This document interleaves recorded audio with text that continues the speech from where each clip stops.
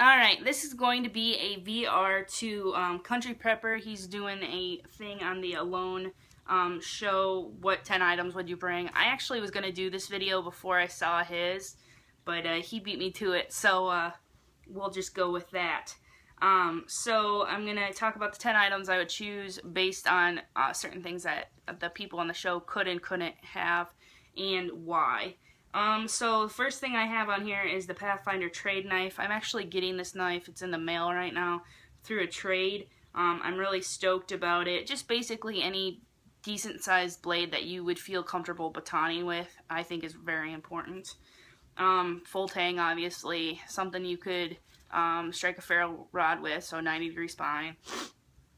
Because it's so wet there, the rust with 1095 makes me a little nervous, but I wouldn't necessarily want to take stainless steel. So, I don't know, that's kind of an iffy thing, but you just gotta keep it dry, I guess. Maybe sleep with your knife, which you should probably be doing anyway because there's bears everywhere. Second item is a giant tarp. So 12 by 12 tarp, either nylon or something like that. Originally I thought about oilcloth because I'm like, you're talking about a long-term camp. But I was listening to a couple other people talk about what they brought and why, and a guy mentioned, well, I don't need a 12 by 12 tarp for my shelter, but I can cut that tarp up and use it for multiple things. Perfect. That's what you need. You need to be able to turn one thing into multiple things because you can only take 10 things. So a 12 by 12 tarp, something that you can cut and you know, use to collect water, use to put your wild edibles in. Lots and lots of different uses for that kind of stuff. I mean, 12 by 12 tarp is pretty big. You can survive. I mean, you could make a decent tarp or a decent camp. You don't even need a tarp. I mean, it's raining, so you want a tarp for your waterproofness, but you can make a permanent shelter out of wood and trees and brush and stuff like that. But a tarp would be nice. But anyway, so just something that you can cut up and use for a multiple of uses. I think that's a pretty cool idea.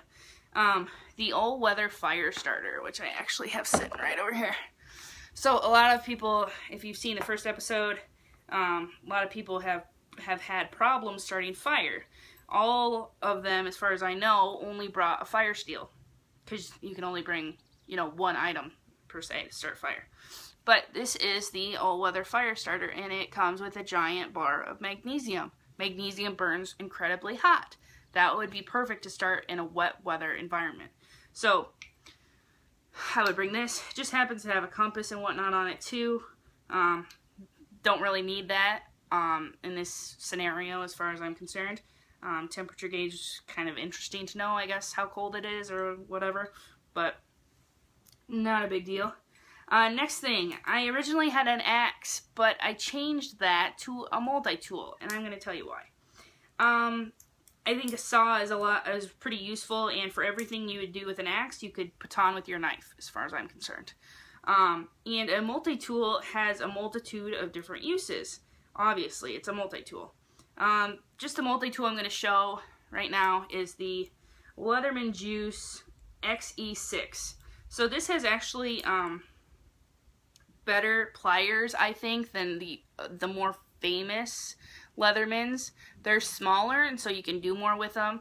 A lot of people talk about how great they are at getting knots out when your fingers are cold. But also this has a smaller saw for doing notches and whatnot. It's got an awl. It's got, you know, a ton. It's got scissors. It's got, you know, if you want a bottle of wine, that's always good. I hate those stupid things. It's got, what else does it have? You know, another blade, a couple backup blades in case something happens to your primary blade. Wire cutters. And I think it also, if it doesn't, I would choose a multi-tool that has a file on it so that you can sharpen your blades. I know one guy, one of his items was a sharpening tool.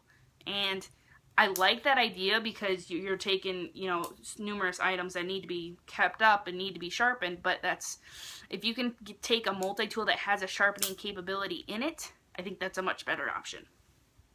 Next, I brought a saw for firewood, for making shelters, etc. Next thing I brought was a pocket hunter and arrows. So a couple people brought a bow and arrow. You can't take anything that's automatic or any type of firearm like that. I chose the pocket hunter because I think it's good for small game.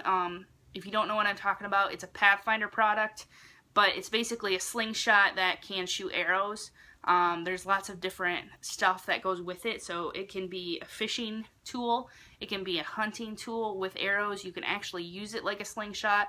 If you run out of arrows, you can just use rocks or stuff that you find. There's just a multitude of uses for that, and for its size, I think it brings a lot of capability.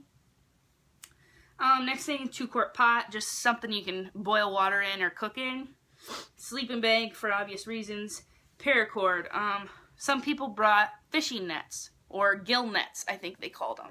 And the reason that I didn't do that is because you can make a gill net out of the inner strands of paracord, and you'd still have the paracord left to do any kind of lashings or anything you need for your shelter, which I think is pretty important. I'm a big advocate for bank line, but in this situation, having those inner strands is really important, like I said, for the gill net. There's obviously other uses you can use that for, so you can utilize the most amount of cordage with the least length. Last thing I brought was 300 yards of single filament fishing line and 25 assorted hooks. So there's so many uses for this stuff. You can use it for snares, you can use it to fish, you can use it to you know, fix up your gear for repairs, you can use it for stitches if you cut yourself. The hooks, again, it's not just for fish. You can use those hooks to in a trap setup and get a different animal that way. And I just think it's so versatile that you just can't not have it.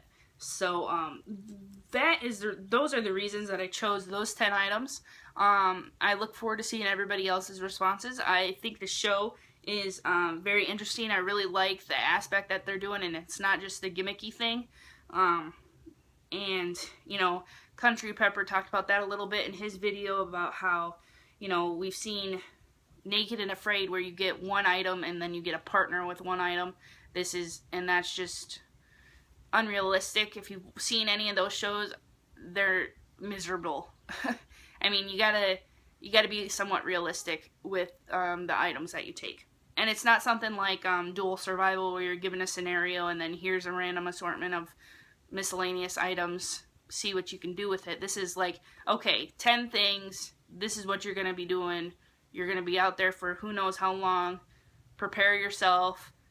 What are your 10 items? Let's go do it. So I think it's very much more realistic, and they don't have a bunch of camera crews, not a bunch of edited stuff.